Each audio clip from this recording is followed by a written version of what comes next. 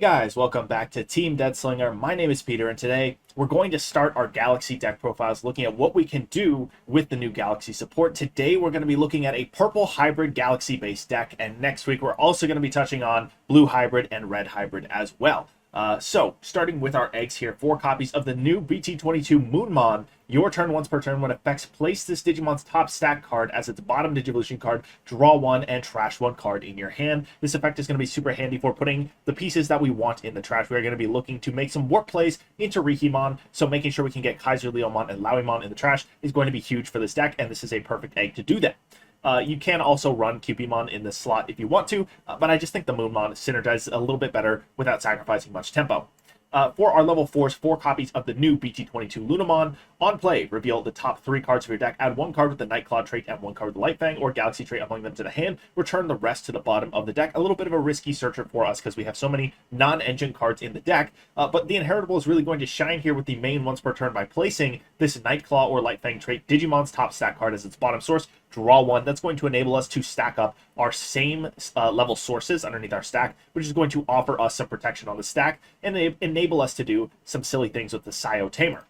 We're going to run 4 copies of the BT18 Liollmon. When this Digimon or any of your Tamers would digivolve into a multicolored purple or yellow Digimon card, reduce the cost by 1. Also gives us a Retail Inheritable. That's going to be awesome because we do have the ability to block in this deck, so Retail's a way to always guarantee that you're trading up in value there. And that cost reduction on the Evo is awesome because it makes Lekismon just always a 2-cost Evo on top of Liollmon and on top of Lunamon, and then your Loweemon is also a 2-cost Evo on top of any of your Tamers.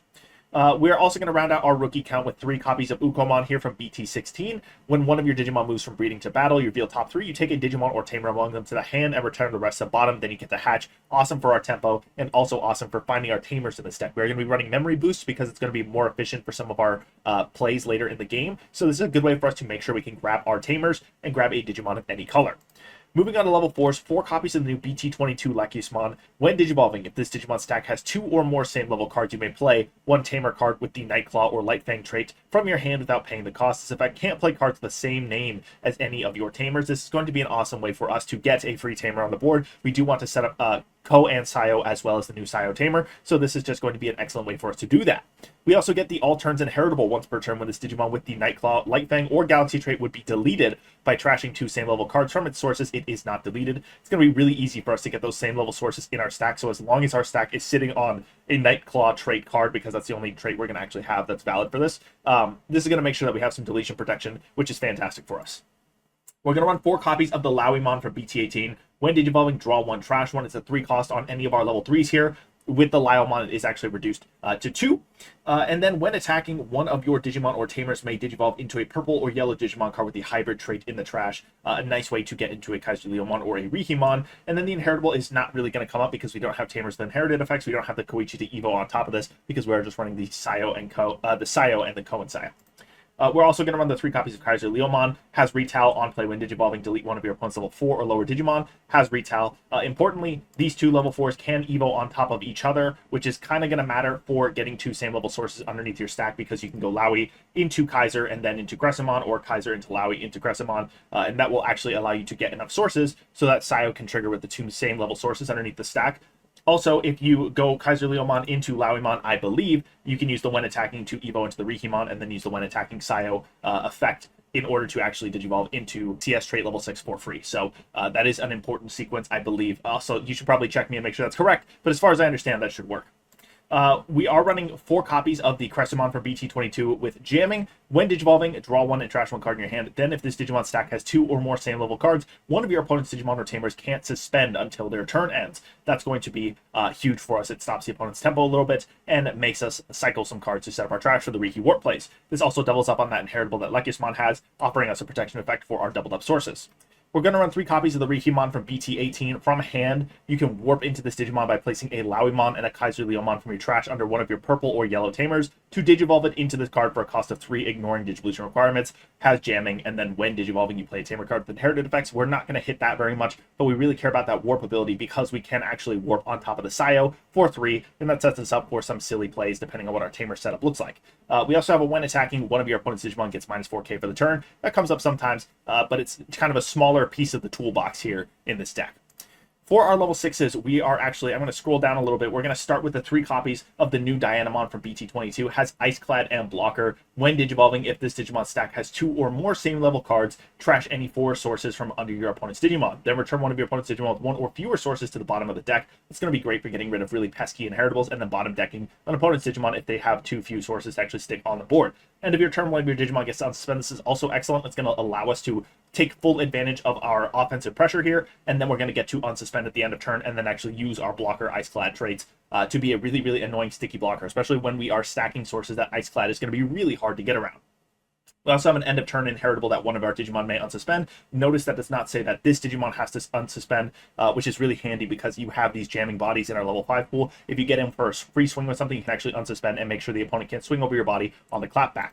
We're going to run 3 copies of Leviamon as well from EX5. Has Sec +1. On play, when digivolving, if your opponent has as many or more total Digimon and Tamers as you, delete one of your opponent's highest level Digimon, then delete one of your opponent's lowest level Digimon. All turns, when an opponent's Digimon is deleted, gain 1 memory for each Digimon deleted. This is a 5-cost Evo. It should be free if we are playing the game correctly using Koh and Sayo to shuffle the Dianamon to the bottom of our stack and then get Leviamon for free. And it is a great way to equalize the board to stop the opponent from actually maintaining a lead and punishing them for overextending a little bit. And then this is also excellent offensive pressure to just Evo into, because this is 2 checks of a threat on an opponent.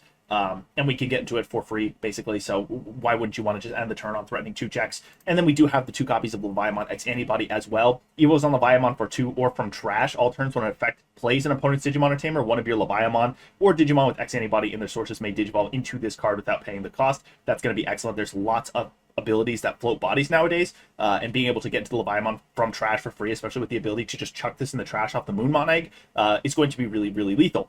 You get Sec +2 on this, which makes it an extremely threatening body when it hits the board, and when digivolving, if your opponent has as many or more total Digimon and Tamers as you do, delete one of their Tamers, then delete one of your opponent's level 3, one of their level 5, and one of their level 7 Digimon. So with this level 6 lineup, we are basically threatening to just completely obliterate the opponent's board at any given moment. We have the bottom decking potential from the Dianamon, which gets around a lot of the deletion protection that is kicking around in today's game. And then we have the Leviamon package here that kind of just punishes opponents for floating back bodies and gives us some extra offensive pressure on top of the ability to just wipe the opponent's board. So I found that this top end is just kind of extremely lethal, especially if you get your Tamer set up and this engine gets chugging. We are going to run the 1 copy of Ruin Mode. This is just Assault on top of the wound. When digivolving, on deletion until the end of your opponent's next turn, all of your opponent's Digimon get -5k, and then end of attack, you delete this Digimon, one of your opponent's Digimon, recover 1, and if you have a Tamer in play, you hatch an egg. If you could imagine going into the Dianamon, potentially for the reduced cost with the Sayo, and then you get to bottom deck one of your opponent's Digimon if they have too few sources, and then you can use the Koh and Sayo to shuffle this underneath, get into the Leviamon. If they're really far ahead, you just punish them really hard by blowing up their board, and then you can even go into the Ruin Mode on top of that Leviamon and just lock the opponent out from doing basically anything. So it's going to be really nasty, and I think this is just a great top-end card to be running with this package. Because we are running the Leviamon package, I'm opting for 1 copy of the BT15 7th Lightning from trash from one of your Digimon Digivolves into a Leviamon X by returning this card to the bottom of the deck. Delete one of your opponent's level 4 and one of their level 6 Digimon. That basically means if Leviamon X ever hits the board, the opponent is just getting completely demolished by all these deletion effects. And then on main, by trashing a card in your hand, delete one of your opponent's level 4 and one of their level 6 Digimon. Security will also trigger that. That's also very helpful for getting some of these pieces in the trash. If the opponent hits this in security, we're getting to trash a card, pop a level 4 and a level 6. It's just great value, whether it's in security, in your hand, or in the trash. We're going to run the 1 copy of Biting Crush as well. By trashing 1 card in your hand, delete one of your opponent's level 6 or lower Digimon. If this effect trashed a card with the 7 Great Demon Lord trait, place this in the battle area. And when an effect plays an opponent's Digimon delay, you get to play Leviamon from your trash without paying the cost. This is just an excellent punish for any effects that are floating bodies in this game, and we just want to be able to make sure that we can lock the opponent out, blow up their board, and stop them from doing anything really. We're going to run the 4 copies of Purple Memory Boost. I mentioned it earlier. I'm running this over the training because we want to be able to do a lot of things in one turn, like warping into the Rhihimon, swinging with the Rhihimon, triggering the Sayo, and then having enough memory to keep turn, shuffling the Dianamon to the bottom of the stack, and then evoing into the Leviamon, and then potentially pushing for the Ruin Mode. This is just a really memory-intensive sequence. We need the memory to actually do these things. So Purple Memory Boost over the training, I think, is just the way to go here. We're going to run the 3 copies of Sayo from BT22. Start of your main phase, if your opponent has a Digimon, gain 1 memory. That's going to be great for making sure we actually have the memory for these plays, like we've been talking about. And then your turn, when one of your Digimon with 2 or more same level cards in its stacks attacks. By suspending this Tamer, digivolve it into a Digimon card with the Nightclaw, Lightfang, Galaxy, or CS trait in the trash with the digivolution cost reduced by 2.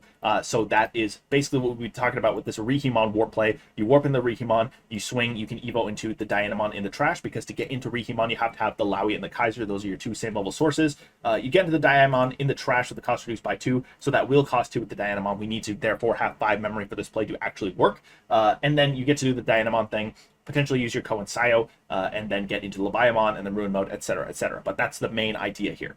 We have the 3 copies of Koh and Sayo, as we've talked about, from EX5. Start of your turn, if you have 2 or fewer memory, set it to 3. That's also excellent. We can enable 4 memory plays really, really easily, and then you really just need the purple memory boost or the second Sayo to push for your combo here. You're going to need 2 Sayo set up anyways, though, because you have to warp into 1 Sayo and then have the other Sayo to actually suspend for the when attacking effect. But it's really, really high roll and it's really fun.